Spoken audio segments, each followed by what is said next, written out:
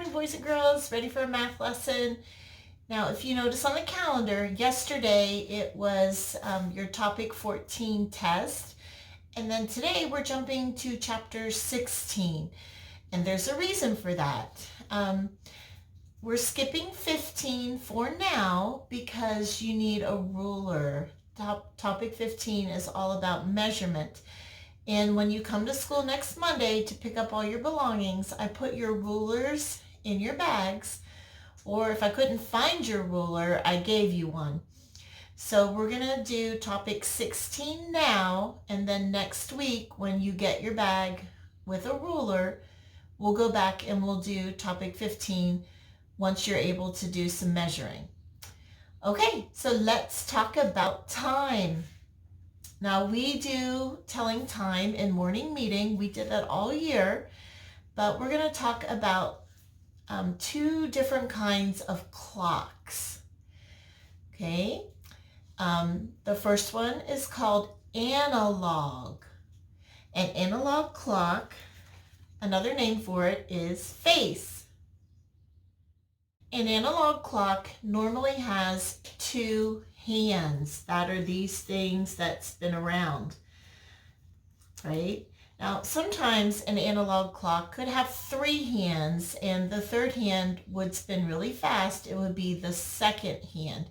But normally, you're just going to see the two. Now, let me line them up. So I want you to notice, when I hold it real close, that one hand is shorter than the other. Ready? I'm going to tell you a little trick to help you know the difference between the two hands. So as you're looking at it, the short hand is slow. Short, slow. They both begin with S. Short hand is slow, and that is for the hours. Because don't hours take a longer time than minutes? Yeah, they do. The long hand is fast. So we're going to remember the ending, longer, faster. So we have short, slow, hour, longer, faster, minutes. Short, slow, hour hand, longer, faster, minutes. Okay, so that's the first type of clock. What's the name of it again? If you said analog, you got it right. Way to go. The second kind of clock is digital. And a digital clock has numbers, and then it has two dots stacked on top of each other. They look like two periods, and it's called a colon. And the colon separates the hours from the minutes, just like the decimal separates the dollars from the cents. Well, the colon, two dots on top of each other, separate the hours from the minutes. So let's go on a little hunt around my house and see if we can find some analog and digital clocks. This is the clock in my kitchen above my refrigerator. Is that analog or digital? Analog. Here's my Fitbit, analog or digital? Digital. This is the clock in my living room, analog or digital? Analog. This is my tablet. There's the time. There's the clock. Analog or digital? Digital. When we were in school, everybody would have one of these little Judy clocks to practice with. But since we don't, we are going to make a clock. And I need you to get a paper plate and some paper that's kind of stiff, like construction paper or cardboard. Maybe even use like a cereal box to make the hands. So let me go get my supplies and let's make a clock. Okay, so what you need is a paper plate. We're going to use the back side where it's all white. If you do not have a paper plate at home, don't give up. You can still make a clock. Check this out. Ainsley had pizza for dinner last night. I'm just going to rip the box apart.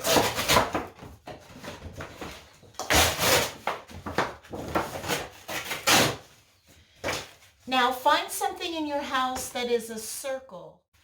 find something that has a circle. It could be a bowl, something that's rather big, maybe a Tupperware container or something, but I'm using Nesquik. And then you're just going to get a pen, pencil, whatever, and trace around the bottom to make your circle.